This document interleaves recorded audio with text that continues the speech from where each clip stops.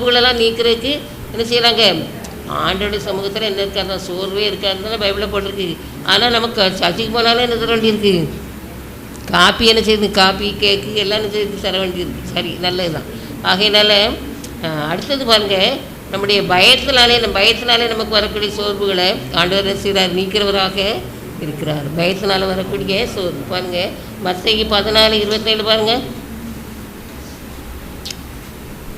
மத்தேயு 14:27 திடன் கொள்ளுங்கள், நான் தான், பயப்படாதுங்கள். எப்போ சொன்னது இது? எப்போ சொன்ன சொல்லுங்க பார்க்கக்கூடாது. எப்போ சொன்னது? கடல் மேலே நடந்து வரும்போது ஆவேசம் சொல்லும்போது அப்போ தானே அவர் என்ன செய்கிறாரு? திடன் கொள்ளுங்கள், நான் தான், பயப்படாதுங்கள் அப்படின்னு சொல்லி என்ன செய்கிறாரு? ஆண்டவர் என்ன செய்கிறாரு சொல்கிறார். ஒவ்வொரு நாளும் பையன் திக்குன்னு சமயத்தில் அப்படி இருக்கும். எதுக்கு அப்படி இருக்குன்னே தெரியாது. இப்போ நம்ம அதுக்காக ஜோம் பண்ணோன்னு சொன்னால் எங்கே இருந்தோ பிள்ளைங்க இருந்தாங்கன்னா இந்த நாளில் இப்படி நடந்துச்சு அப்படின்னு சொல்லி என்ன செய்வாங்க சொல்லுவாங்க. ஒரு நாள் நான் இங்கே இருக்கும்போது ஒரு நாள் ராத்திரி ஒரு பெருசுங்கார் ஊழியக்காருக்காக ஜோம் பண்ணும்படி எனக்கு சொல்லுது. அப்போ ஊழியக்காருக்காக ஜோம் பண்ணும்படி, ஐயோ ஒரு பெரிய ஊழியக்காரர், அவருக்கு எப்படி ஜோம் பண்ணுறது அப்படின்னு சொல்லி நான் யோசிச்சுட்டு இருக்கும்போது சரின்னு சொல்லி ஜோம் பண்ணியாச்சு. ஜோம் பண்ணிவிட்டு படுத்தாச்சு. அப்புறம் காலையில் அதை பற்றி விசாரிக்கும்போது அந்த ஊழியக்காருக்கு நெஞ்சு வலியாக இருந்துச்சான்.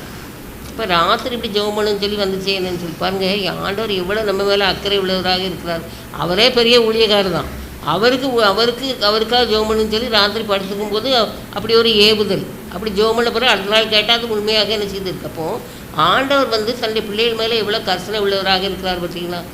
நம்மெல்லாம் பெரிய நல்லவங்க, அதனால் என்னையே ஜெபம் பண்ண சொன்னார், அப்படி கிடையாது. ஆண்டவர் ஏதாவது ஒரு காரியத்தை நமக்கு உணர்த்துறாரு அல்லது ஜெபம் பண்ண சொல்கிறாருன்னா எளிமையாக செய்யணும். முழங்கால் போட்டு என்ன செய்யணும்? ஜெபம் பண்ணிடணும்.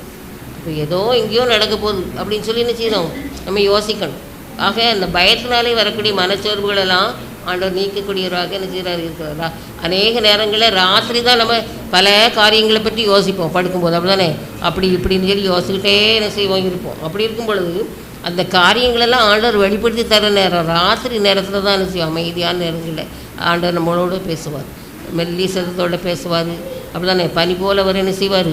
பேசுவார். அருமையான அப்படின்னாலே உங்களுடைய பயத்தால் வரக்கூடிய மனச்சோர்வுகளெல்லாம் ஆண்டவர் நீக்கக்கூடியவராக என்ன செய்கிறா இருக்கார். அது மாதிரி பட்டினி வந்தாச்சுன்னா எப்படி கிடக்கும்? பட்டினி வந்தாச்சுன்னா சோறு வந்துடும்ல. மலைப்பிரசவம் முடிஞ்சிட்டு போகிறாரு. எத்தனை நாள்? 2 நாள் போனாங்க. அப்போது ஆண்டவர் சொல்கிறாரு, வழியில் எல்லாருக்கும் சாப்பாடு கொடுங்கன்னு சொல்லும்போது என்ன செய்வார்? இவங்களுக்கு எவ்வளோ சாப்பாடு எங்கே போய் வாங்குறதுன்னு சொல்லுவார். வழியிலே சோர்ந்து போவார்களே அப்படின்னு சொல்லுவாங்க. என்னைக்காக பட்டினியாக இருந்திருக்கீங்களா இந்த வருஷம்? யோசிச்சு பாருங்கள். யாராவது பட்டினி கிடந்திருக்கீங்களா? ஏதோ ஒன்று கஞ்சாவது குடிச்சோமா இல்லையா? அப்படித்தானே. இப்போ உலகத்திலேயே ரொம்ப பெஸ்ட்டான உணவு இந்த கஞ்சி தான் சொல்லி கண்டுபிடிச்சிருக்காங்க.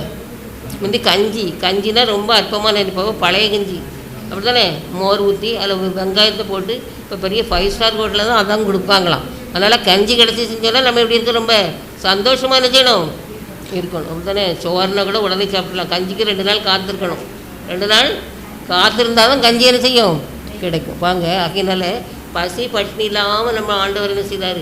நடத்தலாம். அருமையானவளே, அப்படின்னாலே நம்ம ஆண்டவரை அதிகமாக நேசிக்கிறோன்னு சொன்னால் எப்படி இருக்கணும்? ஆண்டவர்களுக்கு நன்றி செலுத்துவர்களாக இருக்கணும்.